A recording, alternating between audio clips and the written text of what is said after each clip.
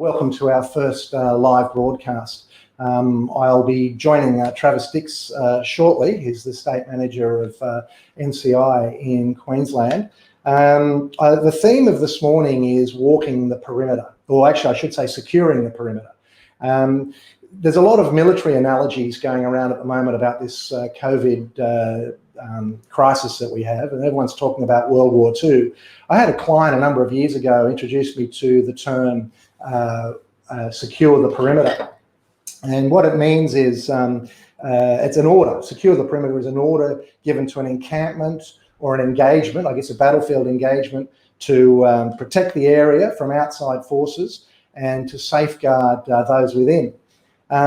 So Hermes is certainly equipped to execute the order of secure the perimeter. We've got great staff. We've also got a unique capital structure. Hermes was born in the aftermath of the last GFC. And when we put our capital structure together, we looked at what worked and what failed when there's an economic crisis, and we structured our funding accordingly. The perimeter for a small business, I believe, is cash flow. And it's all about preserving that cash flow. And I think that you preserve your cash flow by firstly making sure that you're making profitable sales, but secondly making sure that you're on top of your collections. And on that note, I'm going to attempt here to add Travis Dix. Travis, I believe that I have you. So you're the State Manager of NCI in Queensland, and NCI, of course, are trade credit insurance brokers. What I'd like to do is go through what my tips for getting better collections, and hopefully we'll get some good input from yourself. But just tell us what's going on in the insurance market at the moment. There was an article in the Fin Review yesterday about QBE. What's the latest?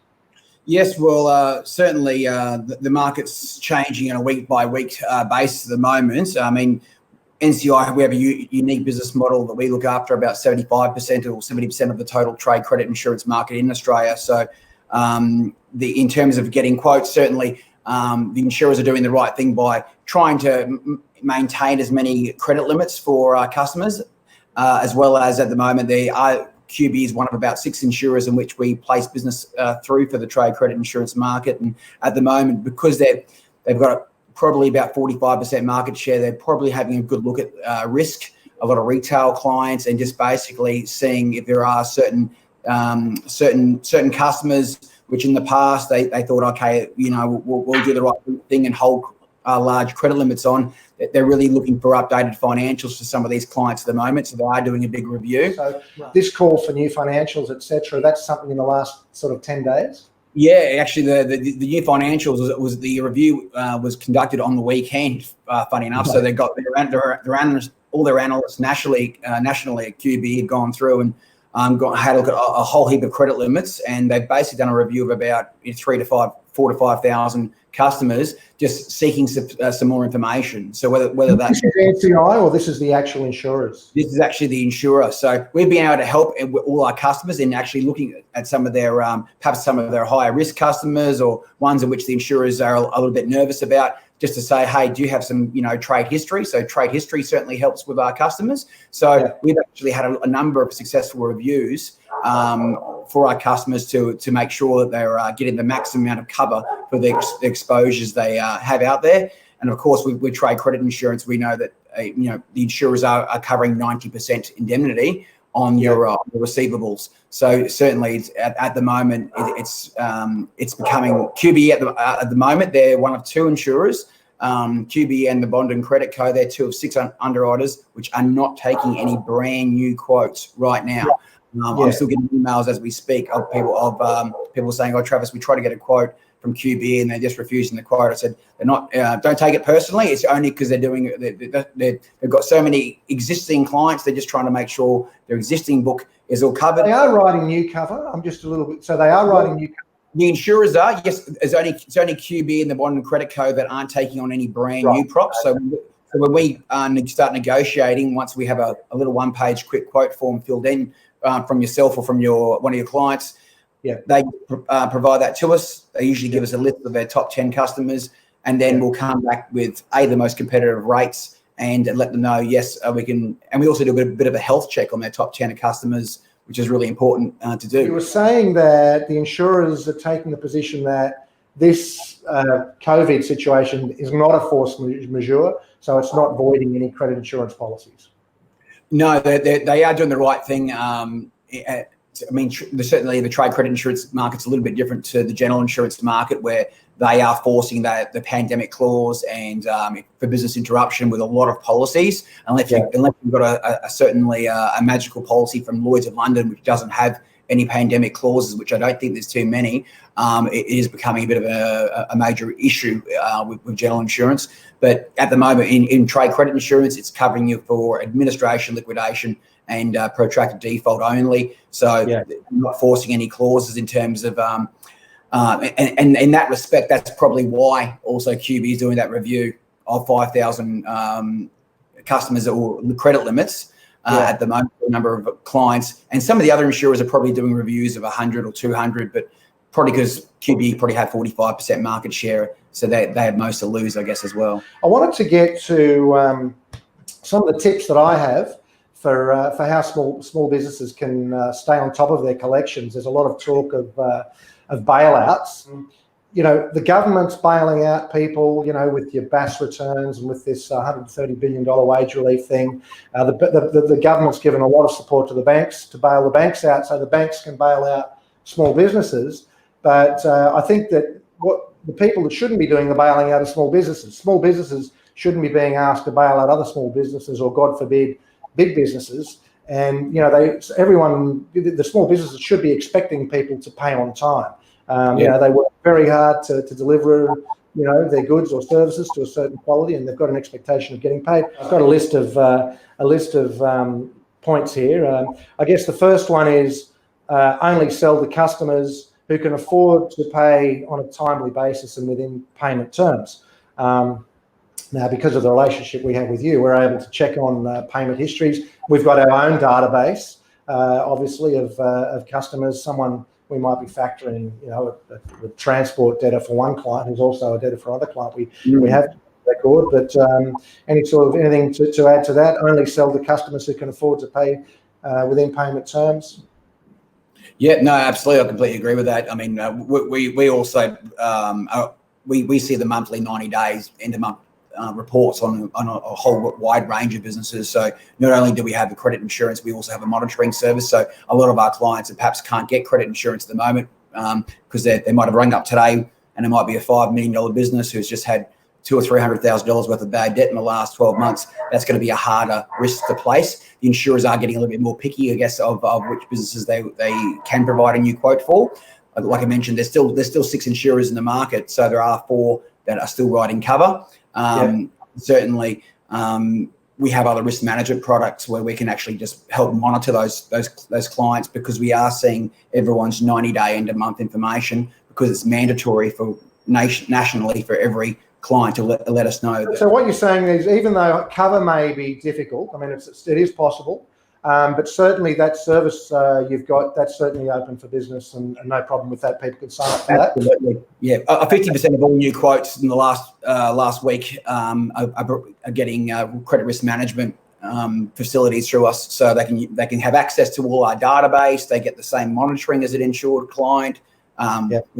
We even have a radar product at $99 a month, which clients can come on for 1 month or 12, and we'll just monitor their top 100 clients. If we hear of a court action, or if we've got 3 clients who have just put them into 90 days and said, hey, they've got cash flow problems. That way, if it's a brand new, aluminium or timber supply, and they just rung up saying, oh, we need, another $100,000 worth of materials, we can give them a notification and say, hey, hang on, we've got 3 clients who have just said this. Oh, I was wondering why he just called me out of the blue. He hadn't spoke to me in 4 years and tells me I'm his best mate and I want $200,000 pronto at this address. So, yeah.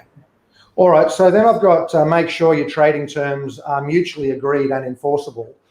Certainly, if someone's unsure, if one of our clients is unsure of their trading terms, we're happy to run them past our solicitors. Obviously, you guys are in the business of reviewing trading terms as well.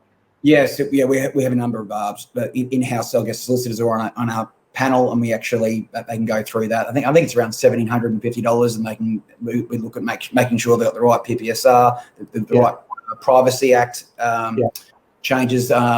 on there as well. Certainly in this time, I'm sure lots of invoices are going to go missing and lots of excuses and people thinking that what wasn't agreed, which brings me to my next point, is to ensure that delivery evidence, you've got delivery evidence and a paper trail. So I think that the paper trail that locks everything up, obviously purchase order, invoice, delivery evidence, and obviously those payment terms, then it makes it it's a lot easier to enforce those collections.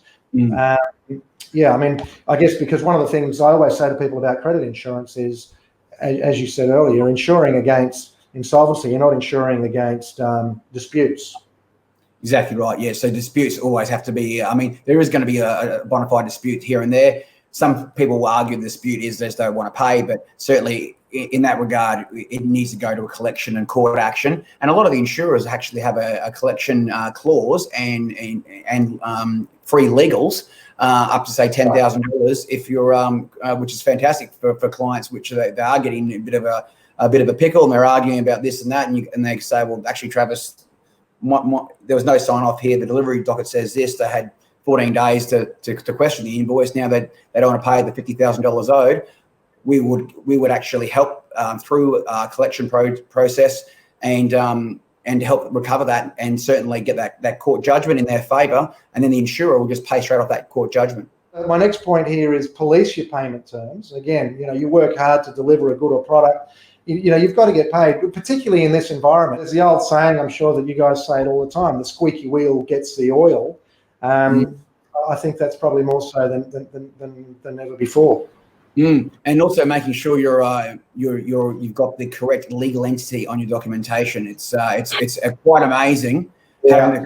We've had clients who have invoiced the trust, or they've had especially in the building construction industry or grain, they go, I prefer you to send this $100,000 invoice to the trust account, and they say, oh yeah, no problems, Pam, I'll look after that. And then push comes to shove, and it goes to a legal situation. The lawyers just go, mate, you've invoiced a trust. A trust is not a legal entity. It's a floating cloud. The ACN number was the name linked to it with the proprietary limited. That's the one you should have invoiced. Usually the lawyer won't even take the case on. They'll just charge the hourly rate, and away you go. You've got to get the debtor's name correct as well, not only your own on the invoicing. So that's it. I've got what I call a collection prepper here. I've got the next bullet point, collection prepper. I started my career at AGC, chasing arrears back in the 80s, believe it or not. I know that I know AGC.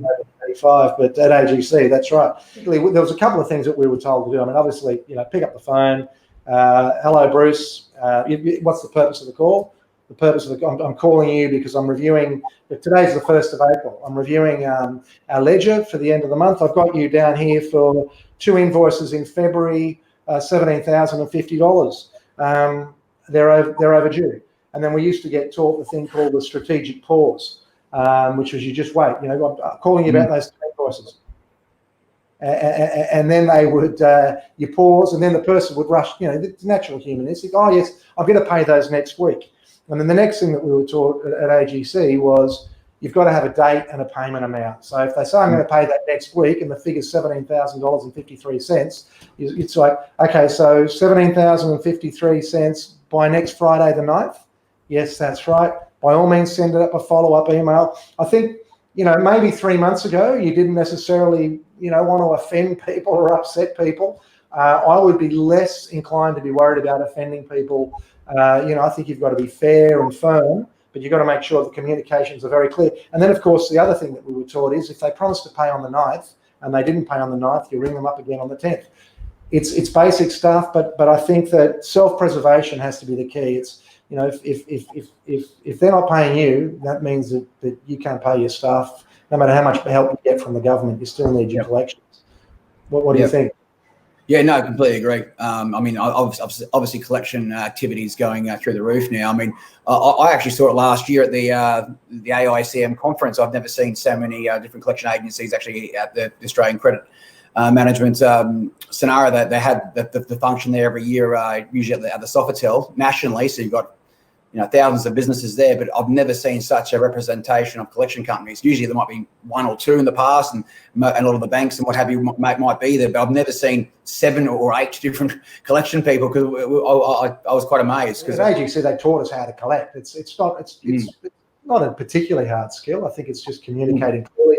Sometimes in your office, you may want to have a good cop, bad cop, and get the bad cop to be the one that makes the collection calls. But it's all about communications, and it's only fair. I think the other thing is, in this day and age, you've certainly got to consider stopping credit at 60 days or 30 days past terms. You've got to consider stopping credit. And some customers, I mean, as someone who makes a living out of charging a fee on invoices, you know, I've got to say, sometimes some customers, you've just got to tell them it's COD.